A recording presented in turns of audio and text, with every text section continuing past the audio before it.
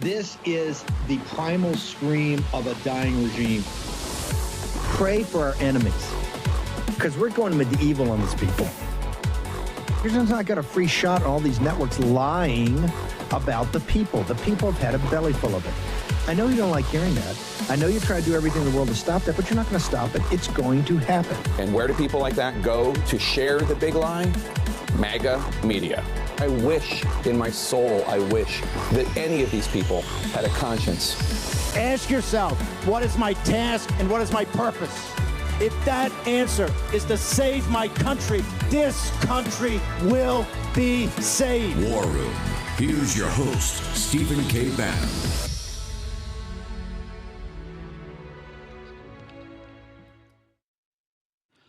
Thursday, 30th of July, Anno Domini 2026. Harnwell here at the helm on Steve Bannon's War Room. Let me bring on my first guest straight away because we've got a lot to get through tonight. Luca Volontè, someone I've known and worked with over the last 15, 20 years, former leader of the centre-right group, the Christian Democrat group, in the Council of Europe Parliamentary Assembly, great warrior on the life issues, on traditional family issues, very involved in the pro-life movement here in Italy, and all things and went over to Hungary a couple of months ago to campaign for Viktor Orbán, whom he knows very well. Luca, welcome back on to the show. I'm grateful and honoured that you're joining us yet again, because there's no one here in Europe that I think has a better grasp on these things that are taking place than you do. And I'm grateful that you're sharing some of your knowledge and experience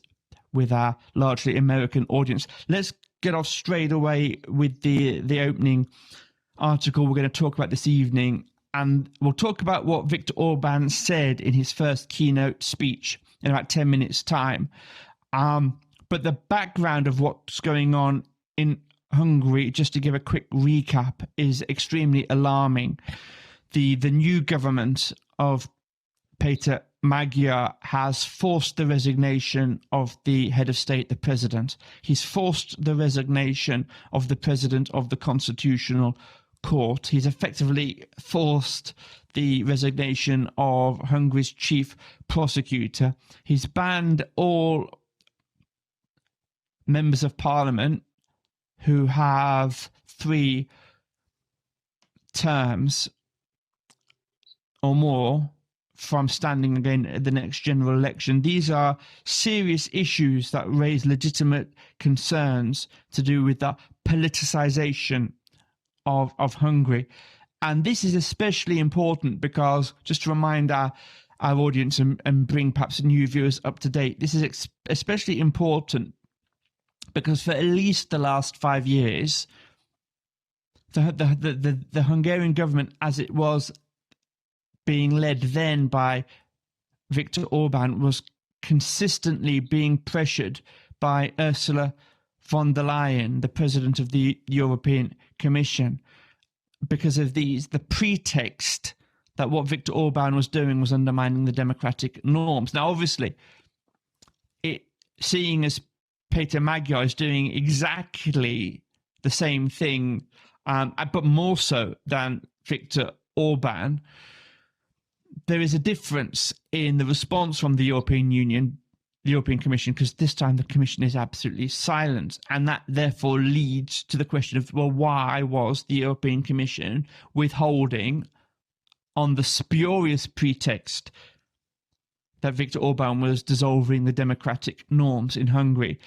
The Commission was withholding billions of euros of investment, in part paid for by Hungarian taxpayers, on these grounds. And they're not doing that at the moment. And well, what's the difference between Viktor Orbán and his successor, Peter Magyar? Well, Viktor Orbán was against the European Union's policy on migration. He is against Ukrainian membership to the European Union, and he was against antagonizing Russia needlessly and provocatively over the whole Ukrainian question. These 3 issues very close to the European Union leadership, And it's pretty clear by the non-response right now that the European Commission used what powers it both had legitimately and used powers it did not have effectively, including putting its thumb on the scale in the recent Hungarian elections, in order to effect a change of government from one that was nationalist and populist and represented very well the views of the Hungarian people to a government that is more pliant to the diktats of Brussels and the European Union. So that brings us up to date. Now, let's talk about this new anti-corruption agency that the new Hungarian government has launched. Let's talk about the question marks that have risen about it, because it seems to me, Luca Volontè, that this so-called anti-corruption body is simply an organization that's going to act outside the judicial process in order to politically persecute Viktor Orbán, his political party stroke movement Fidesz, and to seize assets of the party under the extrajudicial accusation that they're reclaiming assets that belong to the Hungarian people. I know you've been following this quite a lot and you are in contact with the Hungarians. Why don't you bring us up to speed and tell us exactly what's happened this week then in Hungary? You describe very well, unfortunately, the situation. The situation is quite dramatic under any democratic rule and rule of law point of view. Unfortunately, the constitutional reform approved by the majority, two-thirds majority of Tisza party, Magyar leadership, were very strong and were done to purge the democracy, not only Fidesz and Orbán. By the way, Fidesz Orbán are the first target for the new majority, as they were also the target for 10 years long from the European Commission. You remember very well, and you described the situation of decision in the last 10 years when the European Commission decided to withhold billions of euro from the Orbán government. The same was done in Poland against the Conservative Party. And now the situation is what you have described. The agency of anti-corruption agency bypass any constitutional and rule of law of distinction of different power, executive, legislative, and judicial, is a particular and extra constitutional group of persecutors that have not any need to justify their act, and we have just observed the first decision, and that was improved on last 21 of July, when the prosecutors and investigation made a surprise raid in a data center hosting of and servers of Fidesz, and authorities blocked the party emails, shut down their website, and copied their entire internal communication database without any justification, only saying that it was interest of the new anti-corruption authority to know what the Fidesz party has done and the exchange of email or documents that Fidesz party have in their server. That's an act without precedent in the Hungarian history. The last similar decision or terroristic intimidation was done in 1989, just a few months before the destruction or communist regime. That's the more plastic example of the authority of anti-corruption act in Hungary. So let me tie this together then. I want to make sure I've understood what you're saying. So you're saying that the raid on Viktor Orbán's political party Fidesz by the police last week when they took away the computers and the servers. You're saying that and everything that Peter Magyar, the new Prime Minister, has done effectively over the course of the last month or two has taken modern democratic Hungary back into the days of the Soviet Union. In just a span, that's what you're saying, just a span of a couple of months, Hungary is being taken back, at least in terms of democratic norms, back into pre-fall of the Berlin Wall times. Let me ask you this, right?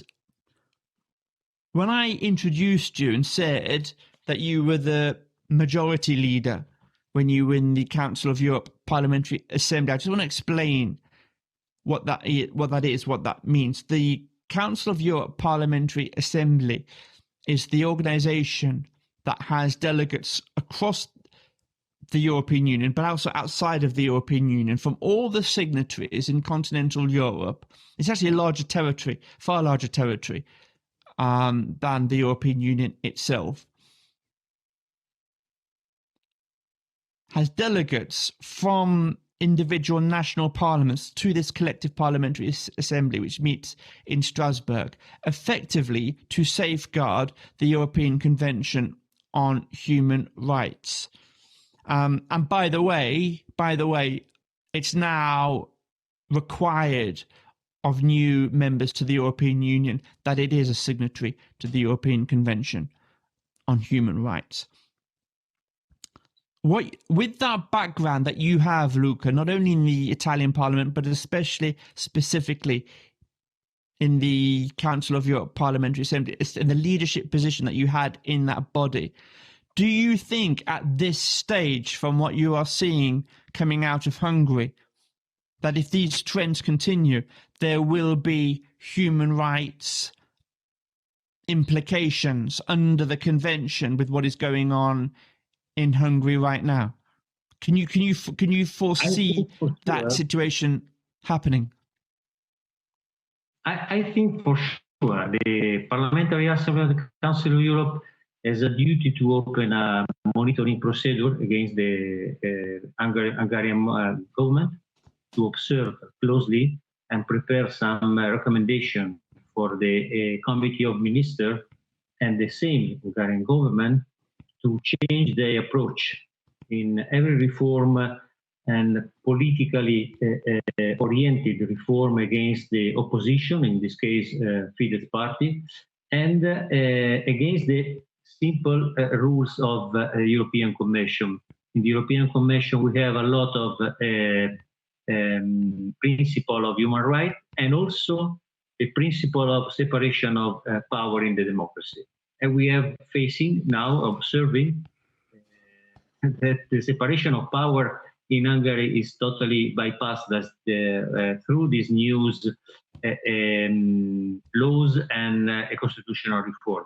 And this political will, because this constitutional reform and these new laws are originated, surged by the political will of Peter Magyar, European Union, and the majority of the parliament to fight and try to destroy the main opposition party, in this case Fidesz party and Viktor Orbán. I heard you correctly there, Luca? You said that the Parliamentary Assembly of the Council of Europe has a duty to open an investigation on the suppression of the opposition in Hungary. That's what you said, right? Yeah, for sure. At the same time,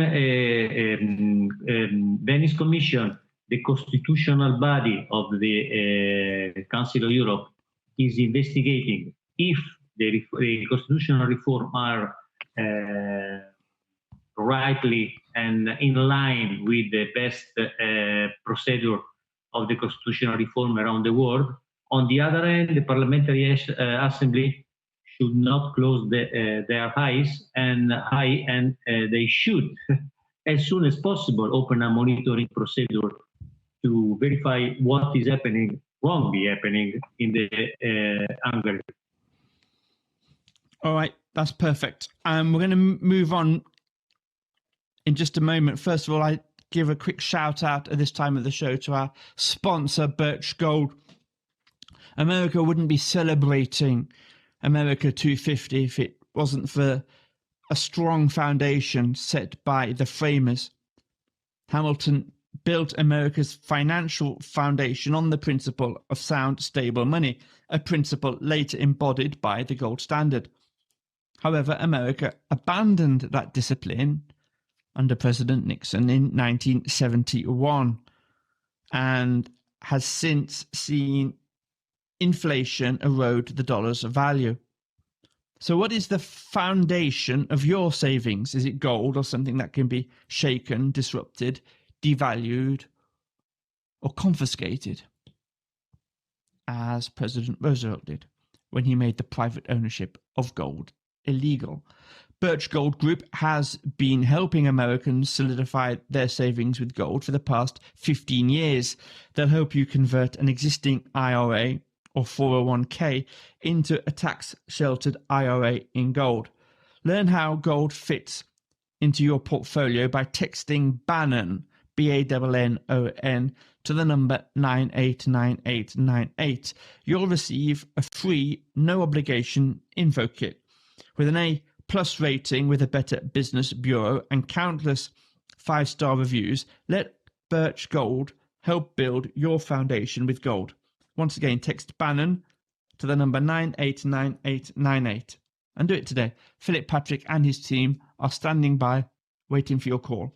All right, Luca, let's carry on with our survey of these things in Hungary and just have a quick recap of what Viktor Orbán said in his first keynote address after losing power, his famous call to resistance. I know you followed the speech. What are your takeaways from this? I notice he's not challenging the result, and he's not urging his followers to challenge the result either.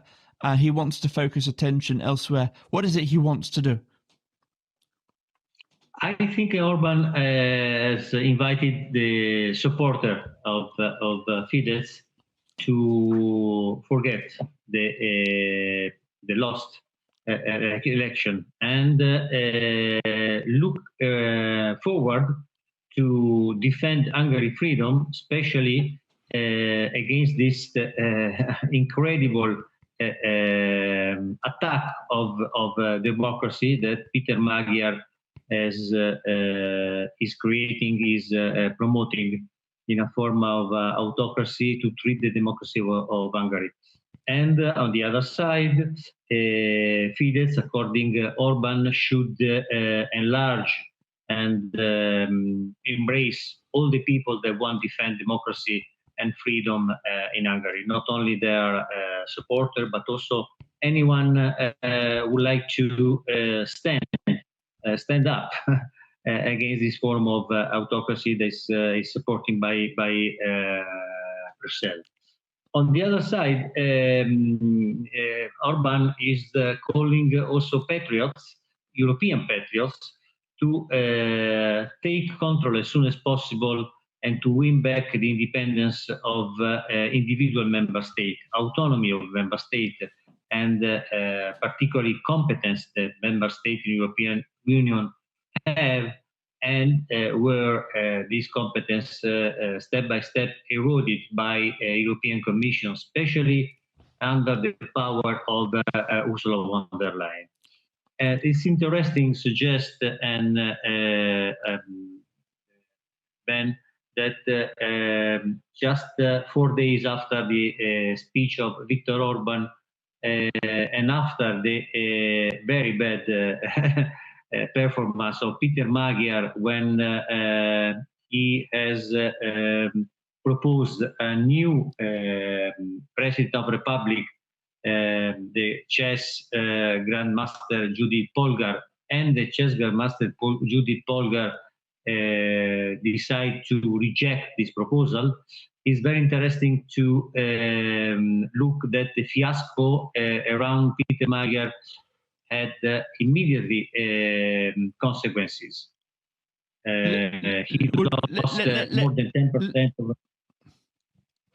If we have a moment's time, and we've got 5 minutes later, I would like to dig in on the fiasco, because they've got rid of their legitimate president, and now they're having a problem, as you're pointing out, filling that role. And the person that they wanted, which was the Hungarian chess master, has turned them down. So they've basically politically decapitated the existing head of state, and now finding it difficult to fill that role. Okay, but we'll talk about that in a moment. What I want to come to is come back to the European Union here, because our warm audience is very knowledgeable about this, because we talk about it all the time. The patriot movement in the European Union is divided into two groups. Which is basically the Orbán faction, the Patriots for Europe, and the Meloni faction, which is the Conservatives and Reformists. Now, on the one hand, if you look at what Viktor Orbán has said in his first speech since losing office, and his call to resistance, there is in there a call for help to his international allies, right? To put the pressure. If you're reading between the lines, he's asking for international pressure to be applied to preserve the democratic norms in Hungary. Now, my first question to you, as someone who is a member of parliament in Italy for 20 years, is how has that call from Viktor Orbán to his allies been received here in Italy? Because as far as I'm aware, the present government has ignored it totally. And I haven't seen any interventions on behalf of Giorgia Meloni in support of Viktor Orbán. That's the first thing to point. And as I say, they represent different factions. They're both, well, one of them is definitely a nationalist, which is Viktor Orbán. And there are question marks as to how nationalistic Giorgia Meloni actually is. Staying on this point about the dynamics, because these are important, the political dynamics in the European Union. You've noticed what's going on again with your great friends, the Law and Justice Party, the governing party, or at least the party that has the office of the presidency in Poland, if not the government. Law and Justice has just had a sort of civil war. The president has thrown out his former prime minister, who's left Law and Justice with a couple of other members of the European Parliament. This has a knock-on consequence to the numbers inside the Conservatives and Reformists group in the European Parliament. That actually they could end up losing MEPs and therefore momentum behind the Orbán faction, which is already the Parliament's third largest group. So you have these European dimensions and rivalries playing out at the national level as well. But firstly, just answer this question. Viktor Orbán has done more than any other European leader to try to bed down on a cultural level his brand of populist nationalism across Europe. He's been doing this. What support has he had from the government here in Italy on these democracy issues that he's highlighted over the last 2 months? I've not seen anything. Unfortunately, you see very well. Nothing was expressed. No solidarity were taken by the government officially, nor by the Prime Minister Giorgia Meloni. I'm very concerned because that we are not speaking about only one friend, as Viktor Orbán, that sometimes support also Italy and the conservative movement around Europe. But also we are speaking about the open violation of basic principle of democracy they are promoting in Hungary now by Peter Magyar. So nothing by Giorgia Meloni, less than nothing by the conservative movement. Something was happened by the conservative movement that support the Patriots resolution in European Parliament for opening a discussion about what Peter Magyar is doing in Hungary. The only very strong and clear words were expressed by Marine Le Pen, by France leader of Patriots, and some words positive, some words by Salvini in Italy. But what you have suggested about the splitting of the conservative in Poland should be open a clear thinking and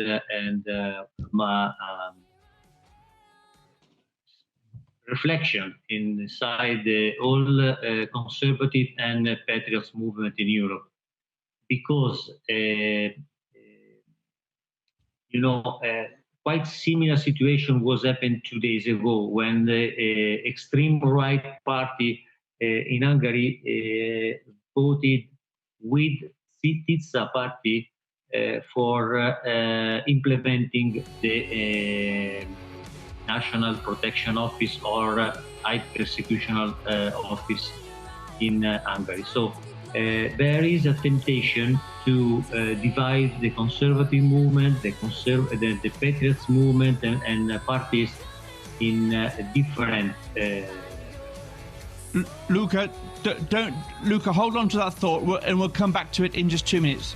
Hold on, I'll be back in 2 minutes after this short break.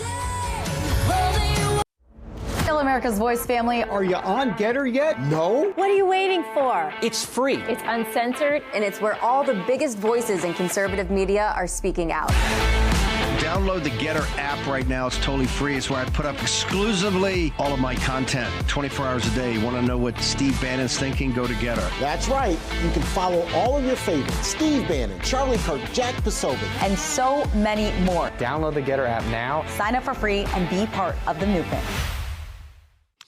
Welcome back. Luca, I just want to finish off what we were saying before about Hungarian politics, because the Hungarian politics for our American audience and the leadership of Viktor Orbán has probably been the one thing that has really engaged the MAGA audience, the America First audience, because they saw in Viktor Orbán basically a folk hero, a political folk, European folk hero. And after 16 years, continuous 16 years, he lost the last election. And now that the incoming government is basically almost turning itself into a one-party state, and dissolving all of the democratic norms, which is what they accused Viktor Orbán of doing. And yet all the people who accused Viktor Orbán of dissolving democratic norms are saying nothing when there is a political leader who's pro-European, who is actually engaged in dissolving the democratic norms. Just let's come back, if you wouldn't mind, right now, because I know that you were following a strange political alliance, quite unexpected, between our homeland folk, who are supposed to be further right than Fidesz, joining forces with the new Prime Minister Peter Magyar, effectively to eliminate as a viable political force Viktor Orbán's party of Fidesz. Just what exactly is, I know you're following this, what exactly has taken place on that front?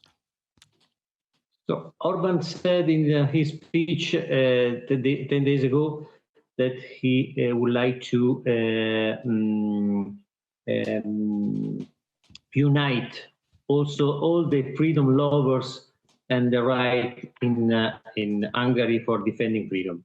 The real answer to this invitation, this urgent need for Hungarian democracy, was provided by our homeland movement that joined the force with Tiza to approve just yesterday the new National Asset Recovery and Asset Protection Office, the huge persecution office without any judicial control that was established through the constitutional rule and now through ordinary law, properly to persecute all Fidesz political leaders and especially the alliance, social and civil and entrepreneurial alliance of Fidesz and Orbán. Harnwell, I suggest you to take a look about what could happen in the coming month in Hungary, because many people are thinking that Orbán will be put in jail before Christmas time. We will see. That could happen. The only one that defend Orbán now are especially Marine Le Pen, the next candidate for the presidential election in France, if God wants, and Macron respect the presidential terms, and few words by Salvini in Italy. We have also the Prime Minister in Slovenia, in Ethiopia. But no one more from... Just hang on. Just to repeat, you spent 20 years in the Italian Parliament. You are the majority leader of the centre-right in the Council of Europe Parliamentary Assembly. You just said that it is your belief that by the end of the year, Viktor Orbán will be in jail. That's that's really quite a staggering. That will be a staggering. If that takes place, I think, we've all been watching how the elites try to shut down Donald Trump in the United States with one fake indictment after another. If they do this to Viktor Orbán, I think there will be revolutions. Say that again. Tell me that again. I want to hear it again in your own words. By the end of the year, what will happen to Viktor Orbán? By the end of the year, if the situation is going as is going in the last days, Viktor Orbán will be put in jail by the Tiza government without any doubt. Without any doubt, if current trends continue, and what will be the response from your own political family, the Christian Democrats, the centre right? What will be their response if they put Viktor Orbán, the folk hero, the folk hero of Europe? What will be the response if they put him in prison? I hope that all the political leaders at European level, not only the Christian Democrats, they are not more Christian, unfortunately, but all the other political leaders, including them, could stand up and finally open not only an investigation against the government of Peter Magyar, but also stop any contact with him. And for our side, in Europe and the United States, we should be ready to embrace this resistance for the Hungarian freedom with, we hope, and without Viktor Orbán as a free man. All right, look, I tell you what, I'm going to do a quick shout out now to our sponsors in the second half of the show, and then I'm going to come back and ask you what might change between now and next year on the political front. So don't go away, Luca. I'm going to come back to you in just a moment.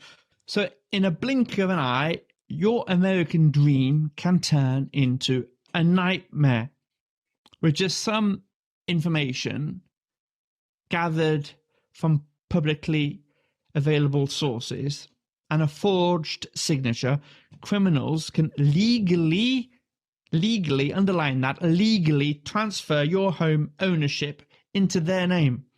And you won't even find out about it until you get a foreclosure notice through the mail. If you want to get your home back, that can take months or even years, and thousands of dollars in legal fees just to reclaim what is already yours. So don't let it happen. Go to hometitlelock.com, promo code Steve. Once again, hometitlelock.com, promo code Steve. And protect the most valuable asset you own for you and your children. And also, whilst you're at it, go to freedomforhealth.org/Bannon and discover why tens of thousands of patriots are joining America's Health Share. America's Health Share reduces your healthcare costs by an average of 60%, and it is accepted everywhere. You go with America's Health Share, and you can say goodbye to out-of-network limitations. If you're interested, you want to know how, for as low as $68 a month, you can get great healthcare coverage, go to freedomforhealth.org/Bannon to learn more. And when you do that, you'll get your first month free if you use promo code Bannon, BANNON. Once again, freedomforhealth.org/Bannon. Promo code Bannon.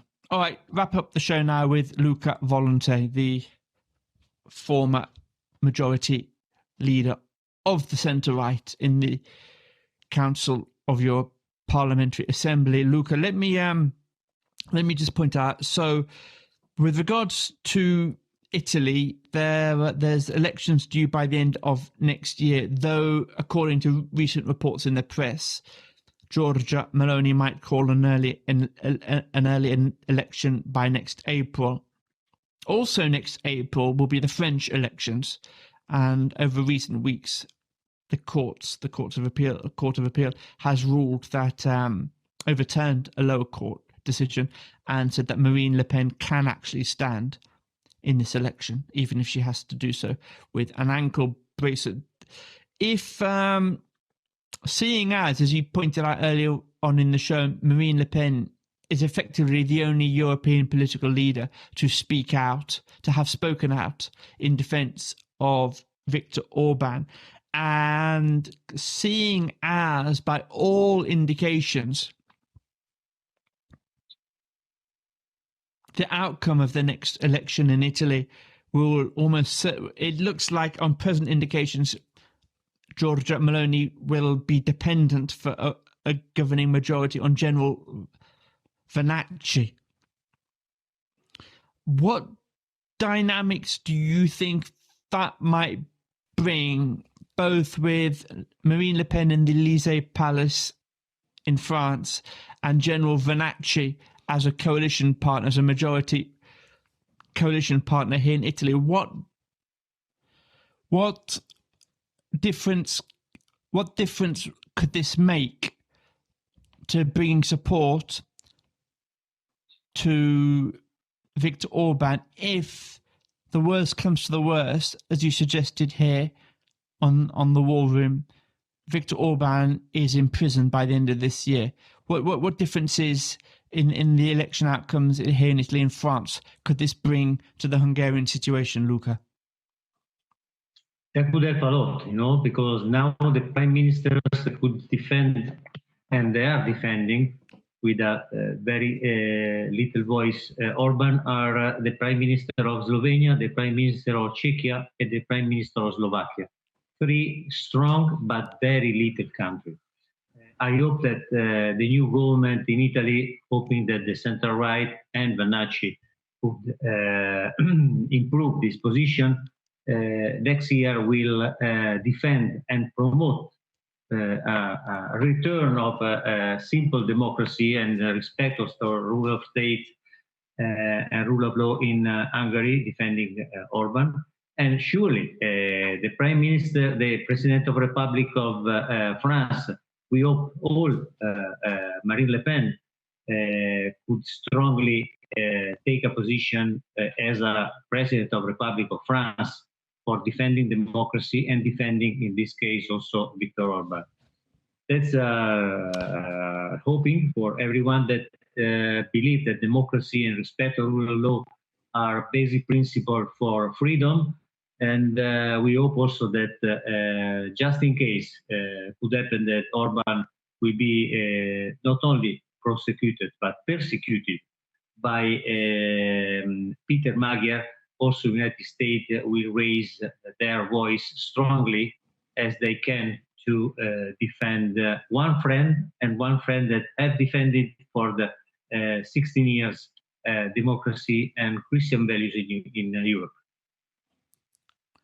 All right, just because we've got like 5 minutes of the show left, you said on this show before, Luca, that as I repeat, someone whose political history has really been within Christian democracy, you said that you're now giving a fresh look to General Vanacci, who most commentators put to be on the right of Giorgia Meloni, because you say he has a chance to defend the values that Fratelli d'Italia and the Christian Democrats have abandoned.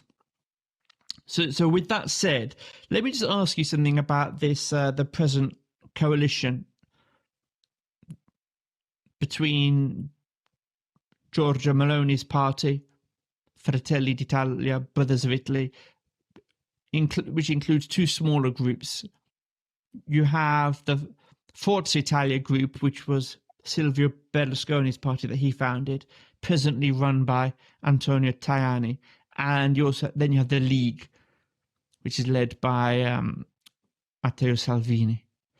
Firstly, let's come to Antonio Tajani. When Steve Bannon was invited to the famous Atreyu conference 5, 6, 7 years ago, hosted by Giorgia Meloni, who was then on 3%.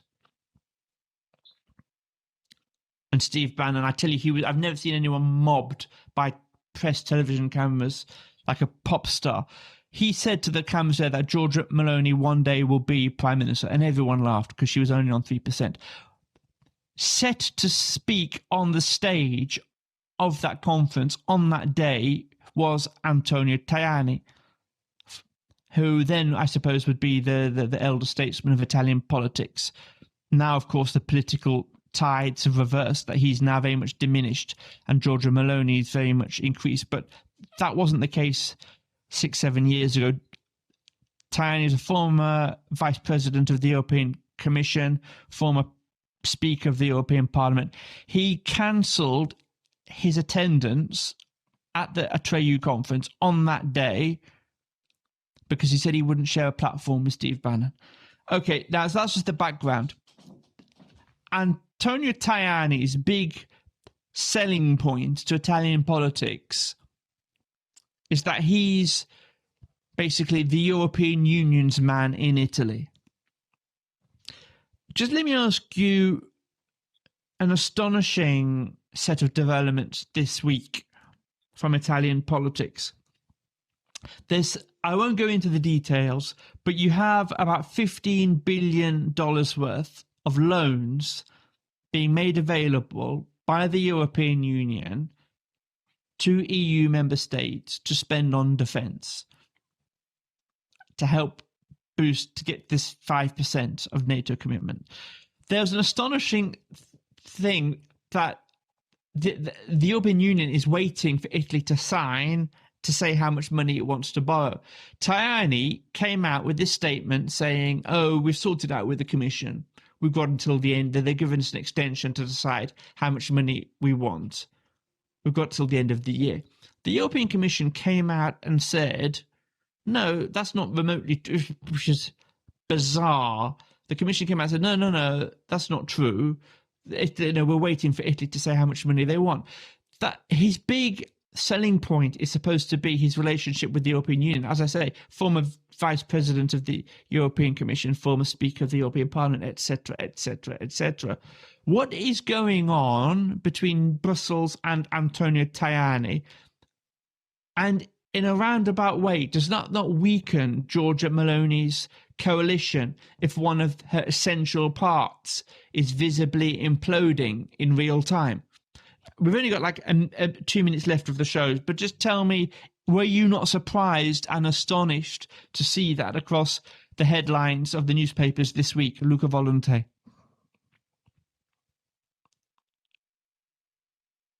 I'm talking not the declaration of Antonio Tajani about the safe budget, quite correct, but about the answer, immediately answered by the European Commission. The European Commission is governed by APP, the former Christian Democratic Coalition Party, and that the answer from the European Commission was strong and directly against Antonio Tajani, one of the leaders of the APP at European level. I think that the European Commission is thinking that could be better that about if the next election, one part of Forza Italia could be split by the Berlusconi sons through the left party to repeat a sort of Ursula coalition also in Italy, reducing the range of majority of possible majority of Meloni government. Because now Forza Italia is suffering a splitting temptation between a personally sincere Christian Democrat, Antonio Tajani, and one part. Now they have both the chairman of the group in the Chamber of Deputies and the Senate. These two persons, very agreeable persons, but Luca, they are.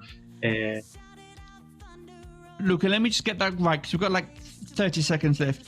You're suggesting that the European Commission is thinking, strategizing, that it might be better if Silvio Berlusconi's party, Forza Italia, splits into, which would significantly weaken Giorgia Meloni's ability to govern. Luca, where do people go on X to keep up? Your analysis on Italian politics is second to none. Where do people go on Twitter? How do they follow you and keep up with your analysis? Oh, they can follow my website. My website is Volonte Luca Volonte.com about all the question of pro-life and pro-family. Perfect. And my Facebook. We'll be back. See you back 10 a.m. tomorrow. God bless for now.